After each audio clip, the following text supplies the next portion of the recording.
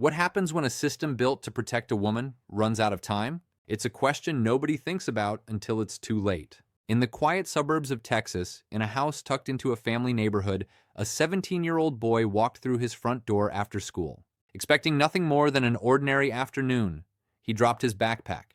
He called out for his mom, and the house answered back with something no child should ever have to hear: silence. Not the kind of silence that means someone's napping, but the kind that makes your chest tighten because something in your gut knows the world just shifted. He checked the kitchen, the living room, the hallway, and then he saw it, the closed bedroom door, locked. He called out again. Nothing.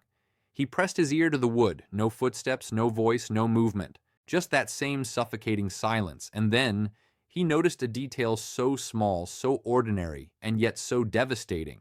A foot, motionless, just barely visible from underneath the door. In that moment, whatever innocence he had left evaporated, because deep down he already knew. This wasn't an accident. This wasn't a fainting spell or a medical scare. Something terrible had happened. But the horror of this moment didn't begin with that locked door, or the last breath his mother took. This story began months earlier, with a man who refused to let go of the woman who no longer loved him, and a justice system that underestimated an obsessed ex-partner. The woman behind that locked bedroom door was 34-year-old mother Nicole Leger, and the man responsible was the man she was preparing to testify against. You see, Nicole didn't just fear her ex-fiancé. She had already survived him once. She had escaped his home. She had driven to the police, filed reports, collected evidence, obtained protective orders, moved to a new town, tried everything the system tells survivors to do. But the man she was running from wasn't just angry. He was calculating. He watched. He tracked. He waited. And as the court date drew closer, one chilling truth became clear. If Nicole stepped into that courtroom, his life as he knew it was over. Prosecutors had evidence, detectives had statements, and Nicole, brave, terrified, but determined, was ready to tell the jury. But that testimony never happened, because before Nicole could take the stand, before she could look that man in the eyes, he found her.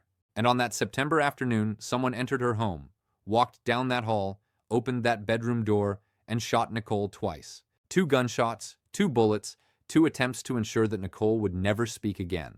And so the question becomes, was this murder a crime of passion or the silencing of a witness? But to understand how a mother ended up locked in her own bedroom and why a man would risk everything, we have to go back. Back to the first red flag, back to the first controlling behavior, back to the moment Nicole met the man who would become her killer.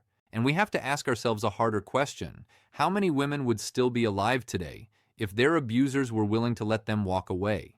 To understand Nicole's story, we go back to the beginning, where everything looked normal. Nicole met Michael, a successful businessman who promised stability and love. For a while, it was perfect. But slowly, affection turned into control.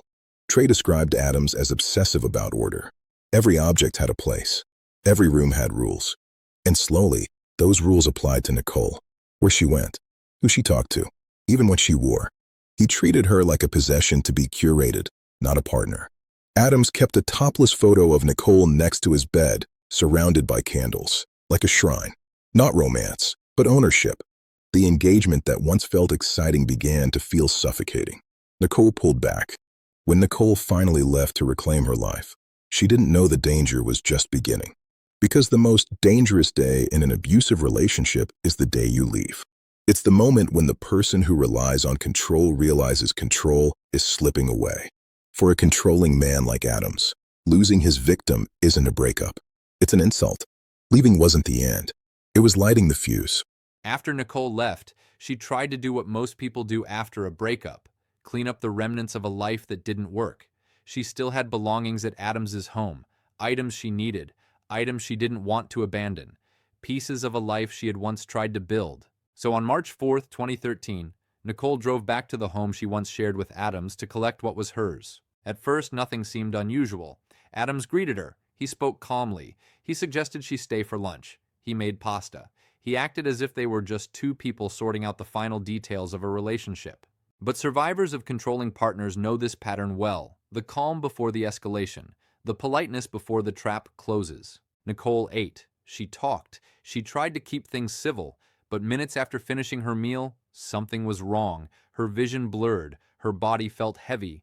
Consciousness slipped in and out like a light flickering in a storm. She would later tell detectives that she believed Adams had drugged her food and that what happened next was something she could not fight against. What makes this part of the story so chilling isn't just what Adams did, but the intent behind it. This wasn't a crime of passion. It wasn't impulsive. It wasn't one bad moment in an argument. This was methodical. Nicole told investigators she woke up restrained, handcuffed, bound, humiliated, conscious but unable to resist. Hours passed, not minutes. Hours. That detail matters because it reveals something critical about Adams' mindset. This was a man rehearsing control. Eventually, there was a sliver of opportunity, a miscalculation on Adams' part.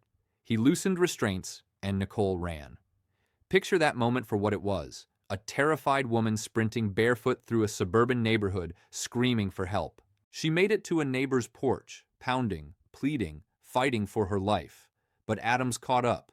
He dragged her back, and the nightmare continued. At some point during that long ordeal, Nicole realized she would not escape through force. She would have to escape through strategy. So she did one of the hardest things a survivor can do. She pretended. She told Adams she still loved him. She suggested counseling. She agreed to reconciliation, not because she meant a word of it, but because she understood that in that moment, survival required deception. And it worked. Adams released her. He believed her. He let her leave. And Nicole did not waste a single second. She got into her car, drove away, and went straight to the police. It was one of the most courageous decisions of her life. She reported everything. She gave statements. She described the restraints. She described the drugged food. She described the hours of captivity. Law enforcement believed her. They arrested Adams. They filed charges for aggravated sexual assault and unlawful restraint. And for the first time since leaving him, Nicole thought there might actually be accountability. But accountability is only as strong as the system behind it, and that system had a loophole big enough for a determined man to slip through. Because after his arrest, after being charged, after being told by a judge not to contact Nicole, Michael Adams bonded out, and the moment he walked out of jail, a new clock started ticking. A clock counting down to the day Nicole was scheduled to testify in open court, and a clock counting down to the day Adams would decide whether losing control of Nicole was something he could tolerate or something he would kill her to prevent. When detectives arrived at Nicole's home, they weren't stepping into a mystery without context. They knew there was history here. They knew there were prior charges. They knew Nicole had been preparing to testify against a man she feared, and as they quietly surveyed the scene, one question began to take shape among them. Was this murder meant to silence her? If that was true, this wasn't just an act of violence. It was a strategic elimination. Suspicion quickly pointed toward the man who had the most to lose if Nicole made it to court. But knowing who benefits and proving who pulled the trigger are two very different battles. Investigators began the slow, meticulous process of reconstructing what happened inside that bedroom. There were no broken windows, no kicked-in doors, no overturned furniture that suggested chaos. Whoever murdered Nicole had either been invited inside or had found a way to enter without a struggle. In Nicole's bedroom, detectives discovered items that would soon become crucial to the case. Among them was a used condom, a detail that instantly raised questions. A rushed killer doesn't linger. A disorganized killer doesn't pause. But whoever was here had time. That detail mattered because it revealed purpose, not panic. Forensic testing later confirmed what detectives suspected. Nicole had been with the same man she had accused months earlier, not by accident, not by coincidence. Meanwhile, investigators traced Nicole's final weeks and uncovered a disturbing pattern. Letters left at her new home, tracking devices used to locate her after she moved, violations of the protective order, behavioral escalation as the court date approached. Piece by piece, the picture became clearer. Nicole wasn't being harassed, she was being hunted. And the motive wasn't rage, it was control. Detectives soon executed a pretext stop on the prime suspect's vehicle, allowing them to inventory its contents. Inside, they found items that hinted at firearm use, small pieces of hardware that only make sense when you already suspect a gun was involved.